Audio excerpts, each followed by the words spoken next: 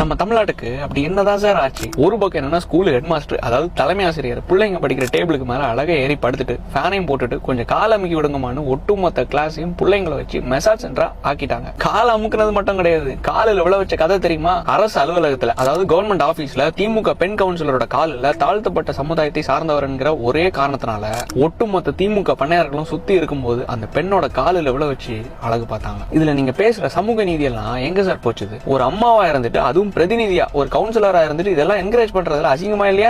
இந்த சம்பவத்துல இன்னொரு சோகம் என்ன தெரியுமா? சிசிடிவி ஃபுட்டேஜ் இருந்தும் இந்த நிகழ்வை எப்படி திசை திருப்புறாங்க தெரியுமா? எல்லாரும் சுத்தி உட்கார்ந்துட்டு இருக்காங்க, அந்த சிசிடிவி ஃபுட்டேஜும் ரெக்கார்ட் பண்ணிட்டு இருக்கு. அந்த டைம்ல கவுன்சிலர் காலில் விழும்போது பாலியல் சீண்டல்ல ஈடுபட்டாராம். நல்லா இருக்குல்ல? தான் மேல ஒரு குற்றச்சாட்டு வந்த உடனே அதை திசை திருப்புறதுக்கு இவங்களுக்கு எப்படிதான் இந்த கீழ்த்தரமான ஐடியாலாம் எங்க இருந்து வருதுன்னு எனக்கு தெரியல. திமுக டிஎன்ஏ இல்ல அப்படிதான் இருக்கும். ஆஃப்டர் ஆல் ஒரு வார்டு கவுன்சிலர் மட்டும் தான் மக்கள் கிட்ட இது மாதிரி பண்றாங்கன்னு நினைக்காதீங்க. நம்மளுக்கு பாதுகாப்பு கொடுக்க வேண்டிய சாதாரண ஒரு காவலர், ஒரு வயதான முதியவரோட நெஞ்சில பஞ்ச் பண்ணி விளையாடுற அளவுக்கு ஒரு தைரியம், மனதில் ஏதோ மைக் டைசன் நினைப்பான்னு எனக்கு தெரியல. நான் ஏதோ நக்கலா சொல்றேன்னு மட்டும் நினைக்காதீங்க. ஒட்டுமொத்த பப்ளிக்கும் வாட்ச் பண்ணிட்டு இருக்கும்போது, வீடியோ எடுத்துட்டு இருக்கும்போது ஒரு முதியவரோட நெஞ்சில கையை முறுக்கி குத்துற அளவுக்குள்ள தைரியம் எப்படி சார் வந்துச்சு? அந்த அளவுக்கு ஆணவம் இல்ல, காரணம் பயம் இல்ல. எதுக்கு குத்துனாரு தெரியுமா? நீங்க ஆர்வத்துடன் பணத்தை வாங்கிட்டு ஓட்டு போட்டு தேர்ந்தெடுத்த முதலமைச்சரோட உங்களுடன் ஸ்டாலின் திட்டத்துக்கு கீழே ஒரு குறை தீர்ப்பு முகாம் ஒன்று நடத்துறாங்க. அதுல இந்த முதியவர் என்னென்ன குறைகள் இருக்கோ அது ஒரு மனு வழியா வடிவமைத்து கொடுக்கறதுக்காக கொண்டு வந்திருக்காரு. வில்லேஜ் ஆபீசர், அதாவது விஓ கிட்ட இந்த முதியவர் கேள்வி கேட்டுட்டாரா. கூட்டு களவாணி கிட்ட கேள்வி கேட்டா கூட்டு களவாணிங்க எல்லாம் ஒண்ணு சேர்ந்துருவாங்கல்ல,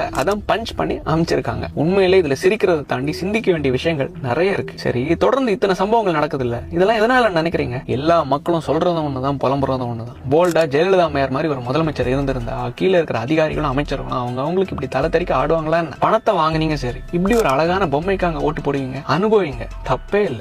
அந்த பொம்மைனாலதான் பயமே இல்லாம வீட்டுல இருக்கிற என் அண்ணி கிட்ட என்னங்க இப்படி பேசி வச்சிருக்கீங்கன்னு கேட்ட ஒரு பொண்ணு கிட்ட கண்ணை காட்டுறாங்க. எவ்வளவு அருமையா பண்றாருல்ல? தாழ்த்தப்பட்ட சமுதாயமா காலில் விழ வைப்பாங்களாம், வயதானவர் மனு கொண்டு வந்தாருன்னு நெஞ்சில பஞ்ச் பண்ணி அமுச்சுடுவாங்களாம், கால் வலிக்குதுன்னா காலை ஹெட் மாஸ்டர் நீட்டி போட்டுட்டு பிள்ளைங்களை வச்சு காலை அமுக்க வைப்பாங்களாம். இதுல சிரிப்பு என்னன்னா, ஆஃப்டர் ஆல் ஒரு பிரைமரி ஸ்கூலோட தலைமை ஆசிரியருக்கு கூட பயம் இல்ல. எது? நம்ம ஐயாவை பார்த்து டெய்லி திமுகவே ஐயாவையும் குறை சொல்லியே அவனும் குறைய கண்டுபிடிச்சே ஆகணும்னு எனக்கு தலையெழுத்தா என்ன? ஆக்சுவலா மக்கள் நீங்க பணத்தை வாங்கிட்டு ஓட்ட போட்டுறீங்க. ஆனா நம்ம ஐயா ஸ்டாலின் என்னடானா வெறும் 9 கோடி ரூபாய் தான் எனக்கு சொத்து மதிப்பே இருக்குன்னு காமிச்சிட்டு இன்னைக்கு வெறும் 20 வயதான பேரன் இன்ப நிதி மூலமா கிட்டத்தட்ட 104 கோடி ரூபாய்க்கு பட்ஜெட்ல திரு தனுஷ் அவர்களை வச்சு இட்லி கடைன்னு ஒரு படம் எடுக்கிற அளவுக்கு அறிவாளிகளா இருக்காங்க, வளர்ந்துருக்காங்கன்னா ஓட்டு போட்ட நம்ம எல்லாம் கூமுட்டைகள் தானே. தாத்தா, அப்பா, மவன், பேரன்னு காசை வாங்கிட்டு எங்க கொண்டு வந்து நிப்பாட்டி இருக்கீங்க பாத்தீங்களா? அனுபவிங்க, உங்களுக்கு தேவைதான்.